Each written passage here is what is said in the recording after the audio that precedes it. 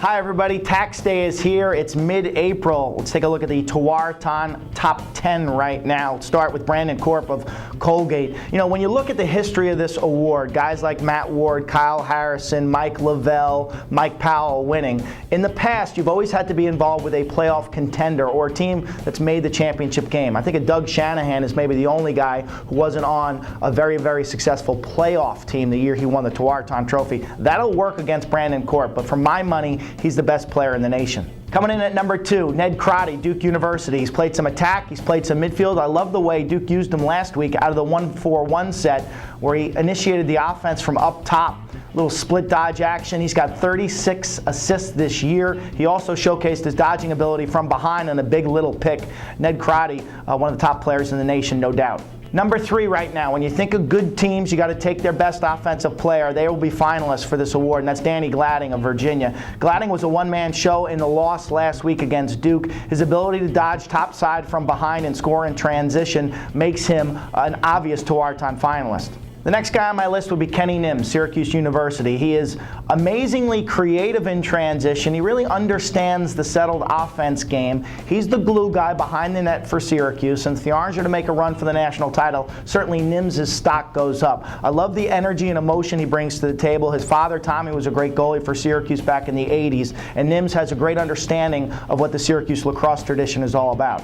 A guy who might not have been on your list earlier this season but should be now is Billy Bitter, North Carolina. His 5-goal display in the Meadowlands, ankle-breaking moves, his ability to stop and start on a dime, forcing his defender to over-pursue. He's put up great numbers this year, 29 goals as this North Carolina program gets on track under first-year coach Joe Bresci. Billy Bitter is one of the quickest attackmen in the nation.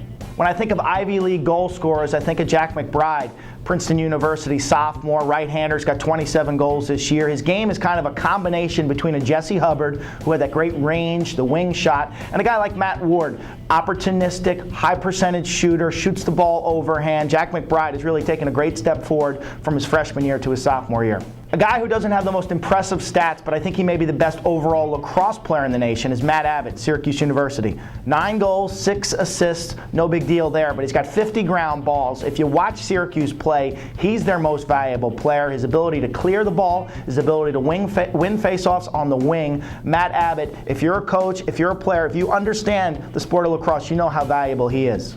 Cornell's Max Sebald would be next on my list. 20 goals, 8 assists this year. His performance against Princeton and in some of these key Ivy League games and then in the playoffs will really determine how far he goes.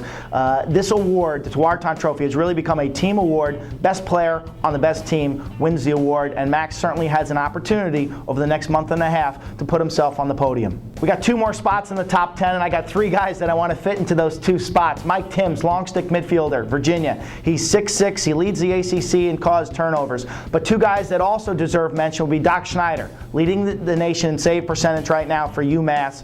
If UMass is going to win the ECAC and win a playoff game or 2, certainly Doc Schneider could be a finalist. And how about Scott Rogers? All Notre Dame has done, well, they're undefeated. How do you take that away from Scott Rogers? Every time he stepped on the field for the Fighting Irish, they have been victorious. He's number 2 in the nation in save percentage. Scott Rogers, Doc Schneider, they're battling for first-team All-American goalie honors. Hope you enjoyed our Tewaaraton top 10, which was actually a top 11. League races heating up in April. NCAA tournament coming up in May. Selection Sunday, May 3rd on ESPNU. These athletes have a big-time opportunity in postseason play to win the Tewaaraton Trophy.